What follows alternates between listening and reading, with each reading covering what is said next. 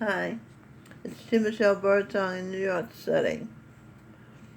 I just got my pictures back from Eddie brought them. They were developed by Dwayne Reed. I picked them out, then I ordered them from Dwayne Reed app. You're looking at my scrapbook. When I was a child, my mother, who lived in Clarksville, Tennessee, had lived an exciting life and fun life in Chicago. And she had a scrapbook of pictures of memories, and this is my scrapbook. I loved that book, and I wound up when I was 16 running away from home and going to Chicago. That was before it turned into the hellhole on the south side that it apparently is now. Okay, well, the first picture I'm sharing with you in my scrapbook is the government's first duty is to protect the people, not run their lives. President Ronald Reagan said that. I agree with him. By the way, this room that I'm in is my subconscious programming from when I was Anne Frank in a room in the Netherlands. They've made her room into a museum now. And she kept a journal. And I write everything. I keep a journal. So this is my life as Anne Frank, updated to 2019. And also when I was a little girl in Tennessee, this life, there was a light in my room, not much else except a bed. And it had a string that hung down that you pulled to turn the light on and off. And I taught myself to plait those strings. And when I grew up, I plaited my husband's hair, his beautiful afro. I plaited it into small braids, tiny plaits. And he took a picture for his album cover, What It Is.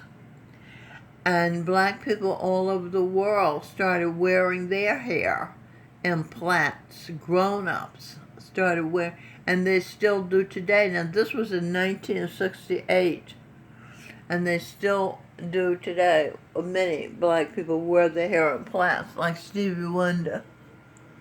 Can you see he's wearing plaits? What happened, we were at the Fillmore East in New York on 2nd Avenue, and Steve and Yvonne Wright came in, and we joined them. And as we sat waiting for the show to begin, Edwin put Stevie Wonder's fingers in his hair so he could feel his plaits, because it was new. Nobody was wearing plaits. And the next thing I know, Stevie Wonder was wearing plaits. Then we were at the Armory for a Minister Farrakhan meeting of black Muslims, and Nina Simone was backstage, and because Edwin was supposed to perform a song, It Ain't No Fun Being a Welfare Recipient. For some reason, his gig was canceled. It was actually free. They weren't going to pay him anyway, but for some reason, they did not allow him to go on. But Nina Simone was backstage, and she walked up to Edwin and put her fingers in his hair. And the next thing I know, she was wearing her hair in plaits. So all that came from Clarksville, Tennessee, where I taught myself to plait the strings. Okay, strings, violin. These are my grandchildren and children. This is my daughter, Melanie. She started playing the violin at 2 years old. She switched to piano, but she did play. At a concert they had at Satsang, and Singh played, my son. He played guitar. He was Jimi Hendrix in a previous life. And my daughter Robin also played violin like Melanie played. That was That was the highlight of my life, to see my three children playing the violin and the guitar at a satsang concert. And this is Melanie's son, Seth. He's playing drums here, I think. And this is Melanie's daughter, Jindara Michelle. His name is Seth Wynn Ranziger. And he was Mr. Rogers, he was Alexander Graham Bell, and he projected himself as Josh Groban. He was also Swamiji Moraji, who meditated for 17 years at the Dera in India to purify from the evil spirits. And this is Jindar, his sister, his older sister, Ranzinger. She can sing. She used to be my mother, and she was Shirley Temple, so she is a singer. Let's see, what's this? Oh, this is Robin. The picture, it didn't come out so well. But this is my daughter Robin in concert playing the violin. Yeah, you can't hardly see that. It's at Greenwich House School of Music. She and Sing were in the children's orchestra over there. Sing started out playing violin, but he switched to guitar. Like I said, he was Jimi Hendrix, but he was also Mozart and George Gershwin, and he projected himself as Vangelis, the electronic music genius who also writes jazz. He did 1492 Conquest of Paradise, and from the movie 1492. And Singh projected himself as Sly Stone, too, of Sly and the Family Stone. Okay, let me move along. This is Melanie, who's gotten older. This picture came out blurry. I wasn't really present when I took the shot from the screen. I was thinking about talking to her and asking her, what's the name of that book? I think the book is Goodnight Moon. She loved that book. And this is another saying. It says, the secret of freedom lies in educating people, whereas the secret of tyranny is in keeping them ignorant. Maximilien Robespierre. Okay, and this is Robin returning from the Dera. She's been in India at the Dera visiting Babaji, and she said she had the time of her life with him. He's so happy and so positive, even though the Singh brothers are suing him for saying he owes them money, $342 million, and he says he doesn't owe them anything. So, but it's not affecting him. He's being a wonderful guru to the people. And this is Robin on the train back from India, not India, the Dera. Yeah, it's in India, in the Punjab, in Beas, India. And that's her seatmate. And they were talking about a book called Human Design. So Robin said, my mother is reading a book, Human by Design, written by Greg Braden.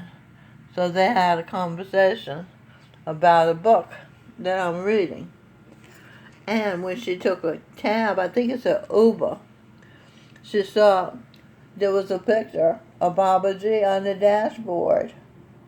And the driver is a Satsangi. Means Babaji is his master, just as is Robin's master and my master. And these are pictures of Adam, the first man, who is now Michael Bublé. And these are some pictures of him. That he has the billboard at Times Square. And this is a cover of one of his very, very popular Christmas albums.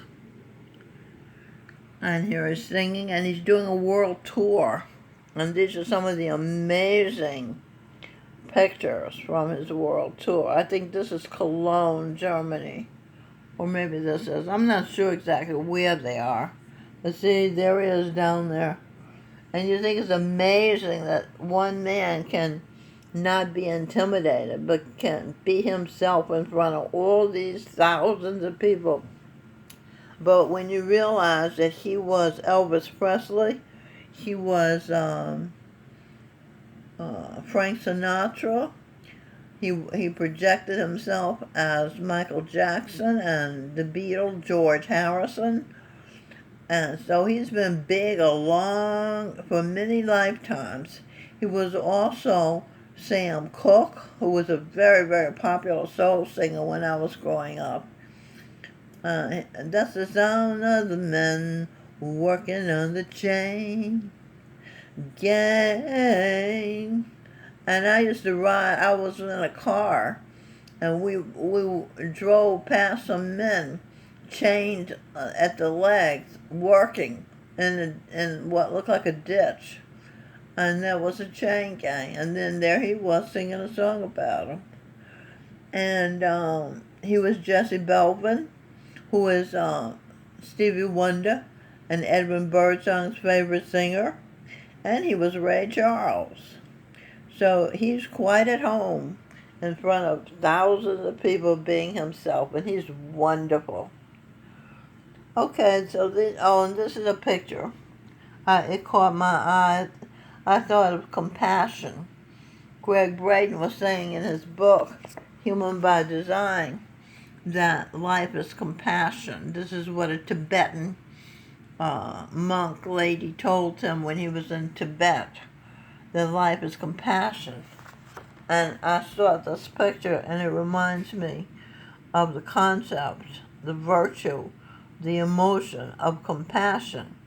And when I think about the Creator, the Sun, who sits and lets us revolve around him while we receive light from him and heat from him and energy from him and life from him, that is compassion. He is compassion. He never asked us for a dime, right? He just told us some ways to make our lives easier. Okay, so that's these are the pictures that I got today. This is all of them. I'm gonna put. My room is so full. I don't know where I'm gonna put them, but one of these pictures I'm gonna put on my door outside so people can see it. The one about education, so people can read it. And the one about the government, and also the one with my children playing instruments. You know, you let your children play instruments, you increase their intelligence. Playing an instrument increases your intelligence. This is the one I'm going to put on the door. I started to take 2 pictures of it. I wish I had. You should just do your first mind, you know. Because that way I could put this on the door outside and I could put it inside where I could see it. I do like looking at my pictures. These are the most recent pictures I got. I'll show you. And I love looking at them. This is my son sing birdsong with Fallon. And this is in our backyard on the Lower East Side. And that's Robin, his sister, with Jindara. And this is Fallon today. Where's Fallon? This is Fallon today. She was Tonto. Her mother was a Lone Ranger. And this is Robin with Jindara and Fallon in the backyard. She put this over her breast. She's a very modest person. And this is Robin holding Jindara. She loves that jacket I bought her. I had so much fun dressing Jindara when she was a little girl and taking her. See, this is the people, Elvis Presley. This is who Michael Bublé was. I used to take Jindara to music classes and art classes and swimming classes. And this is Adam, the first man. This is Sam Cooke when he was Sam Cooke. Okay. I like that big upright bass in that picture. Look at all these people.